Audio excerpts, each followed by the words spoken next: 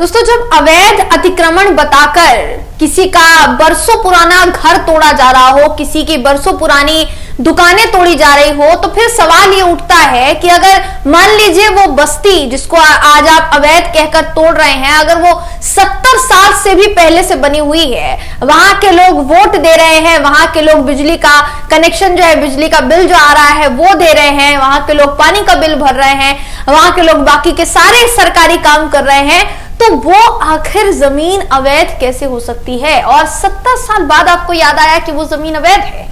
अब हो ये रहा है दोस्तों कि जिस मामले की मैं बात कर रही हूं वो मामला लखनऊ का है। लखनऊ के अकबरपुर के, जी हाँ दोस्तों, माफ कीजिएगा, अकबर नगर के कुकरेल में 70 साल पुरानी बस्ती बताई जा रही है, जिसको तोड़ने की कवायद शुरू है। 1200 से ऊपर मकान तोड़े जा रहे हैं, जिसकी संख्या कहीं कहीं 5000 भी बताई जा रही है। वहीं दूसरी तरफ कई दुकानें व्यापारियों की जिसको तोड़ने की कवायद शुरू हो चुकी है। और सबसे ज्यादा हैरान कर देने वाली तस्वीर जो सामने आई वो ये कि जब ये अवैध निर्माण बताकर इन घरों को तोड़ा जा रहा था, जब कहा जा रहा था कि अतिक्रमण है उसको तोड़ना पड़ेगा और वो करते हुए बुलडोजर चलाया जा रहा था दोस्तों, तो मौके पर भाजपा के एक नेता पहुंच गए और उन्होंने जमकर पुलिस की कार्रवाई का विरोध किया, जिसके बाद पुलिस ने उनके साथ भी कहीं ना कहीं सख्ती बरती और उन पर भी लाठियां बरसानी शुरू कर दी। दोस्तों, पूरा मामला क्या है इस खबर में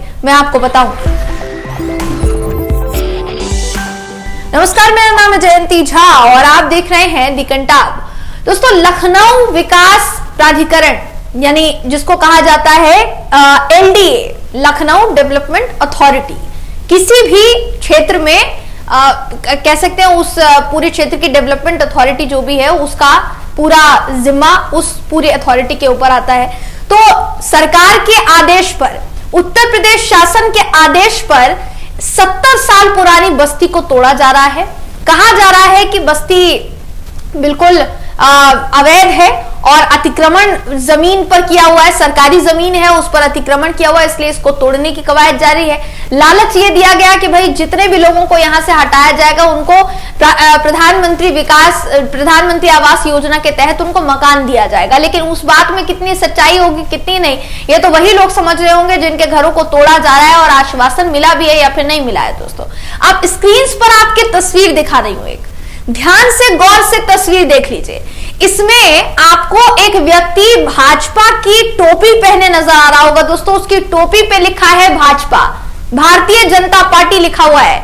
बताया जा रहा है कि ये भाजपा मंडल अध्यक्ष है, जैसा ये खबर कहती है, जैसा कई लोगों ने ट्वीट किया है। इस वक्त आपकी स्क्रीन पर वो ट्वीट भी मैं दिखा रही हूं, अगर आप गौर से देखेंगे उस ट्वीट को और समझिए कि भारतीय जनता पार्टी में ऊपरी नेताओं का और निचले नेताओं का कैडर क्या है, उनकी बात कितनी सुनी जाती है, बड़े नेताओं की बात कितनी सुनी जाती है। इसको आप देखिए कि जब बीजेपी की पुलिस बीजेपी के छोटे नेता को नहीं छोड़ रही है दोस्तों, तो फिर आम जनता की तो उनके सामने क्या ही औकात है, ये आप कह सकते हैं। अगर इस खबर की बात मैं करूं, जैसा आप जो तस्वीर इस वक्त आप देख पा रहे हैं, ये लाठीचार्ज की तस्वीर है, उस समय की तस्वीर है जब भाजपा के मंडल अध्यक्ष मंगल झा विरोध के लिए सड़क पर उतर गए और इन्होंने कहीं ना कहीं तमाम बस्ती के तमाम घरों को तोड़ने के खिलाफ विरोध जताया।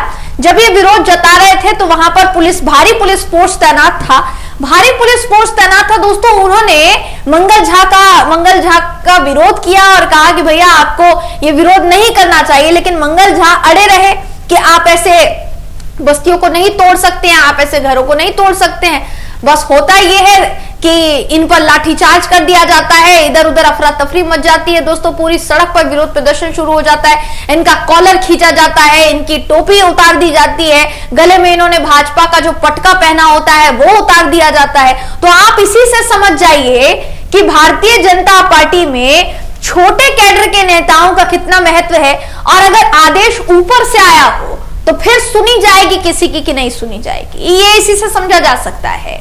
ऐसा तो नहीं है ना कि वो अचानक से बस्ती बस गई, ये तो नहीं हो सकता है ना।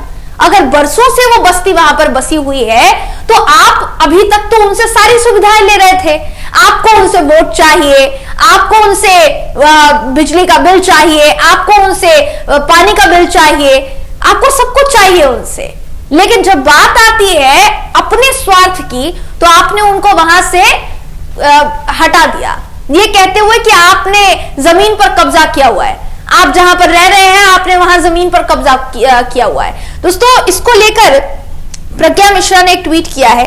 क्या कहा है प्रज्ञा मिश्रा ने, और प्रज्ञा मिश्रा ने बाकायदा इसको लेकर पूरी कवरेज की है। वहां पहुंचकर लोग उनकी रिपोर्टिंग के दौरान रोते हुए नजर आए, काफी ज्यादा भावुक नजर आए, क्योंकि जाहिर सी बात है कोई बरसों मेहनत करके खून पसीने की कमाई से अपना घर बनाता है, लेकिन ऐसे प्रशासन को, ऐसे शासन को थोड़ा भी समय नहीं लगता बुलडोजर पहुंचाने में और बुलडोजर से घर ध्वस्त करने में। अकबर नगर जहां का ये मामला बताया जा रहा है दोस्तों, जाहिर सी बात है कि वहां की जो पॉपुलेशन है, बताया जा रहा है मुस्लिम बहुल इलाका है, हो सकता है इसलिए ज्यादा बढ़ चढ़ कर कार्यवाही की जा रही हो। आगे मैं आपको दिखाऊंगी कि प्रधानमंत्री नरेंद्र मोदी जी से इस इलाके के लोगों ने क्या अपील की, लेकिन उससे पहले प्रज्ञा मिश्रा का ट्वीट देखिए। लिखती है अपने ट्वीट में कि लखनऊ के अकबर नगर में 50-60 साल से बने 1400 घर तोड़े जा रहे हैं। यहाँ सरकारी सड़कें हैं, सरकारी घर हैं, स्कूल है, मदरसे हैं, हर तरह का टैक्स लिया जाता है। सरकार लोगों को बसाकर अब कहती है कि जगह अवैध है।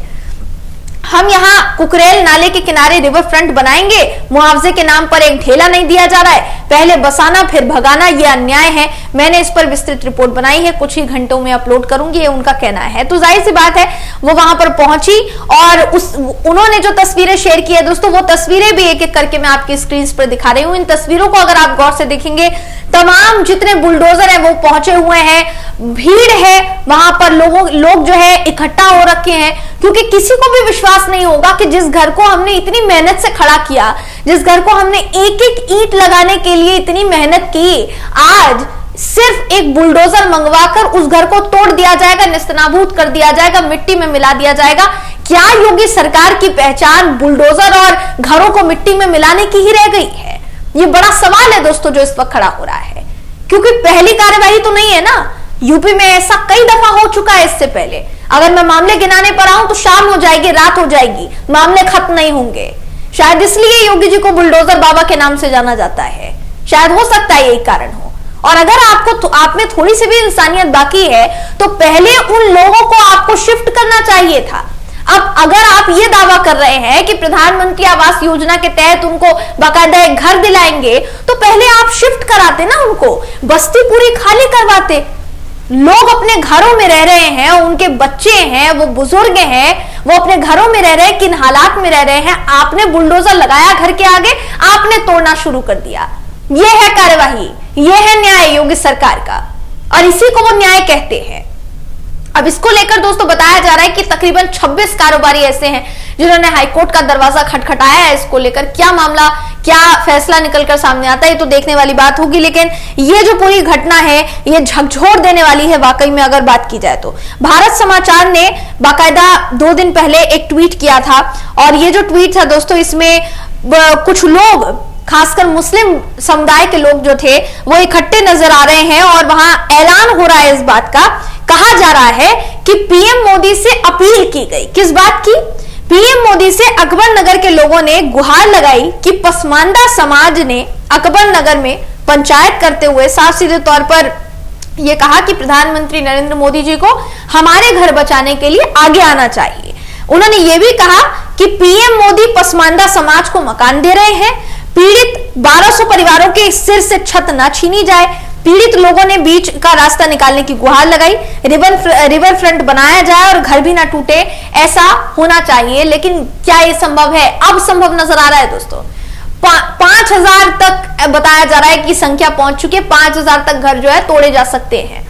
ऐसे मामले में जहां पर भारी पुलिस फोर्स तैनात कर दी गई है, क्या प्रधानमंत्री नरेंद्र मोदी जी अब अपना पसमानदा मुसलमानों से जो प्यार है वो दिखाएंगे असलियत में? क्योंकि बहुत कह चुके हैं ना कि मुसलमानों से हमें प्यार है, पसमानदा मुसलमानों को भी न्याय दिलाएंगे, हम उनका भी कद जो है वो समाज में बढ़वाएंगे। अब क्या हो गया? अब कुछ नहीं हुआ क्या? योगी जी मोदी जी की सुन नहीं रहे हैं, या फिर प्रधानमंत्री नरेंद्र मोदी जी बोलना ही नहीं चाह रहे हैं? ये बड़ा सवाल है जो इस वक्त खड़ा हो रहा है दोस्तों। इस पूरी खबर को लेकर आप क्या सोचते हैं, आपकी क्या राय है, कमेंट करके जरूर बताइएगा। वीडियो अगर आपको पसंद आया हो तो वीडियो को लाइक कीजिए, शेयर कीजिए, चैनल को सब्सक्राइब करना बिल्कुल भी ना भूलें। फिर मुलाकात होगी आपसे अगली वीडियो में, तब तक के लिए नमस्कार।